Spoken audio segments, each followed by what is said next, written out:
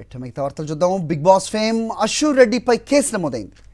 పెళ్లి చేసుకుంటానని చెప్పి తన దగ్గర 9,35,00,000 రూపాయలు కాజేసిందంటే లండన్కు చెందిన ఒక సాఫ్ట్వేర్ ఇంజనీర్ ధర్మేంద్ర హైదరాబాద్ సిసిఎస్లో ఫిర్యాదు చేయడం చర్చనీయాంశమైంది.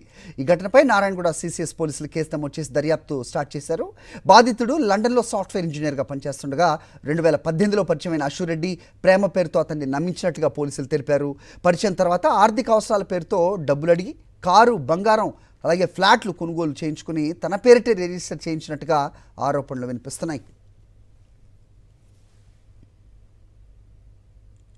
అంతేకాకుండా పెళ్లి విషయం ఖాయం చేస్తున్నట్లు కుటుంబ సభ్యులు నమ్మబలికి పండితుడిని పిలిపించి కార్యక్రమాలు కూడా నిర్వహించినట్లు బాధితుడి తండ్రి ఫిర్యాదులు తెలిపారు. అయితే అనంతరం పెళ్లి విషయంలో మాట మార్చి పలుమార్లు అడిగినా నిరాకరించినట్టుగా బాధిత కుటుంబం ఆరోపిస్తోంది. మొత్తం 9,35,00,000తో పాటు అదనంగా 50 లక్షలు కూడా తీసుకున్నట్టుగా ఫిర్యాదులో వెల్లడైంది. ప్రస్తుతం పోలీసులు అన్ని కోణాల్లో దర్యాప్తు కొనసాగిస్తున్నారు.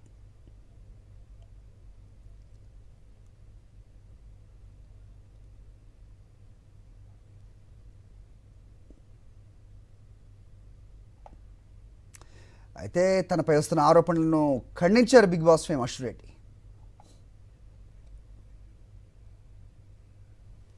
బిగ్ బాస్ ఫేమ్ అశు రెడ్డిపై కేసు నమోదైంది.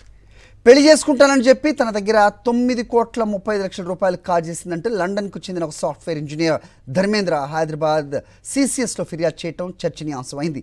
ఈ ఘటనపై నారాయణగూడ సిసిఎస్ పోలీసులు కేసు నమోదు చేసి దర్యాప్తు స్టార్ట్ చేశారు.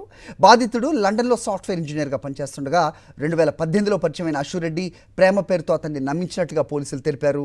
పరిచయం తర్వాత ఆర్థిక అవసరాల పేరుతో డబ్బులు అడిగి కారు, బంగారం, అలాగే ఫ్లాట్లు కొనుగోలు చేయించుకుని తన పేరిటే రిజిస్టర్ చేయించినట్టుగా ఆరోపణలు వినిపిస్తున్నాయి. అంతేకాకుండా పెళ్లి విషయం ఖాయం చేస్తున్నట్లు కుటుంబ సభ్యులు నమ్మబలికి పండితుడిని పిలిపించి కార్యక్రమాలు కూడా నిర్వహించినట్లు బాధితుడి తండ్రి ఫిర్యాదులు తెలిపారు. అయితే అనంతరం పెళ్లి విషయంలో మాట మార్చి పలుమార్లు అడిగినా నిరాకరించినట్టుగా బాధిత కుటుంబం ఆరోపిస్తోంది.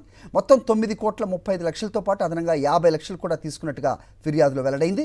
ప్రస్తుతం పోలీసులు అన్ని కోణాల్లో దర్యాప్తు కొనసాగిస్తున్నారు.